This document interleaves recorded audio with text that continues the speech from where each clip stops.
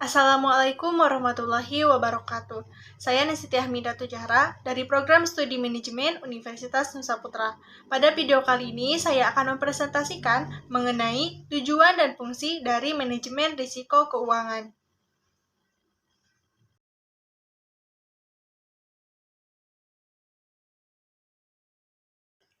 Pada bagian pertama yaitu definisi dari manajemen risiko keuangan. Menurut Brigham dan Huston 2019 mendefinisikan manajemen risiko keuangan sebagai proses identifikasi, pengukuran, pengendalian, dan pemantauan risiko yang terkait dengan kegiatan keuangan perusahaan.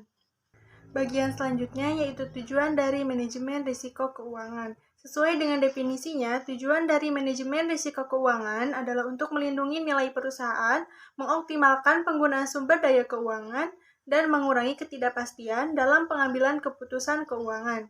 Melindungi nilai perusahaan berarti mengidentifikasi, mengukur, dan mengelola risiko yang dapat mengancam keberlanjutan dan stabilitas perusahaan. Dengan mengelola risiko secara efektif, perusahaan dapat menghindari kerugian finansial yang signifikan dan menjaga nilai perusahaan dalam jangka panjang. Mengoptimalkan penggunaan sumber daya keuangan berarti memastikan bahwa sumber daya keuangan perusahaan digunakan secara efisien dan efektif. Manajemen risiko keuangan membantu perusahaan dalam mengalokasikan dana dengan bijaksana, mengidentifikasi peluang investasi yang menguntungkan, dan menghindari risiko yang tidak perlu. Mengurangi ketidakpastian dalam pengambilan keputusan keuangan berarti mengidentifikasi dan mengelola risiko yang terkait dengan keputusan keuangan perusahaan. Dengan memahami risiko yang ada, perusahaan dapat membuat keputusan yang lebih informasional dan rasional, mengurangi ketidakpastian, dan meningkatkan keberhasilan dalam mencapai tujuan keuangan. Selanjutnya yaitu fungsi dari manajemen risiko keuangan.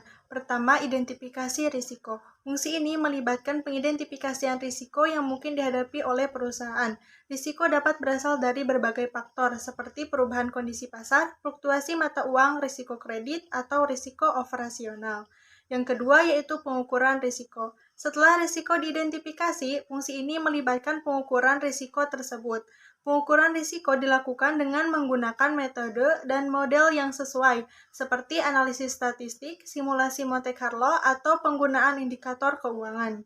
Yang ketiga yaitu pengendalian risiko. Fungsi ini melibatkan pengembangan strategi dan tindakan pengendalian risiko. Pengendalian risiko dapat dilakukan melalui diversifikasi portofolio, penggunaan instrumen derivatif, atau implementasi kebijakan manajemen risiko yang efektif.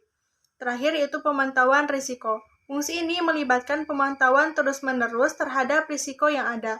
Perusahaan perlu memantau perubahan kondisi pasar, mengupdate model pengukuran risiko, dan mengevaluasi efektivitas strategi pengendalian risiko yang telah diimplementasikan.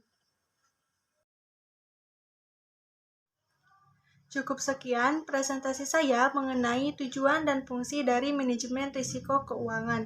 Terima kasih atas waktunya. Wassalamualaikum warahmatullahi wabarakatuh.